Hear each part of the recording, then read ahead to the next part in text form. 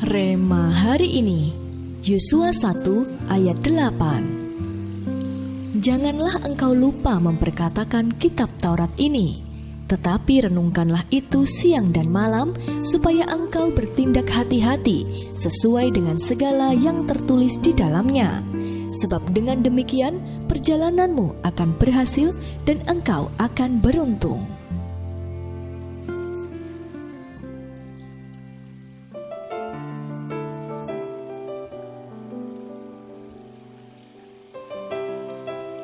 Seorang wanita sangat takut tentang pemeriksaan rahimnya yang bermasalah.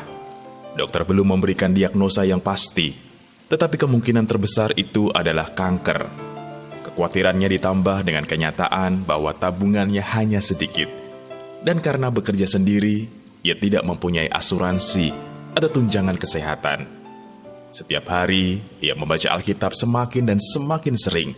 Sebuah perikop di kitab Habakuk membuatnya terus membaca dan mengulang-ulangnya. Habakuk tahu bahwa bangsanya akan diserang dan diporak-porandakan, tetapi ia tetap bisa menemukan sukacita dalam Tuhan. Habakuk pasal 3 ayat 17-18. Wanita ini pun mulai mengingat bahwa Tuhan selalu bersamanya dan mengasihinya. Bukannya memohon kesembuhan, doa utamanya hanya, "Aku juga mengasihimu, aku juga mengasihimu." Saat hasil pemeriksaan keluar, ternyata hanya ditemukan kista jinak dan ia segera pulih setelah dioperasi. Saat Yosua merasa gentar karena ia harus menggantikan Musa memimpin bangsa Israel masuk ke tanah perjanjian, Tuhan memberikannya instruksi untuk selalu memperkatakan firman-Nya. Karena Yosua mentaati perkataan Tuhan, ia pun selalu mengalami penyertaan dan mujizat pertolongan Tuhan yang dahsyat dalam perjuangannya. Bukan hanya berhasil menerobos tembok Yeriko, ia juga memimpin bangsa Israel memperoleh kemenangan demi kemenangan sampai seluruh tanah Kanaan menjadi milik mereka. Apa yang terjadi pada Yosua juga bisa terjadi dalam kehidupan kita.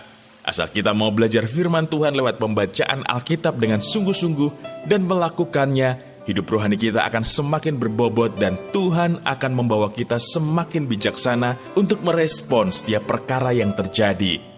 Lebih dari sekedar hidup yang diberkati, tetapi juga hidup yang menjadi berkat bagi orang lain.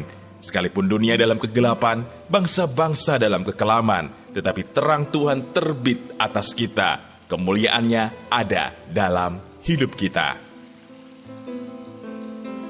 Sudahkah Anda membaca Alkitab setiap hari? Mengapa demikian? Mengapa kehidupan rohani yang berbobot tidak bisa terlepas dari membaca Alkitab setiap hari? Bagaimana Anda bisa mendisiplin diri lebih lagi untuk dapat membaca Alkitab setiap hari?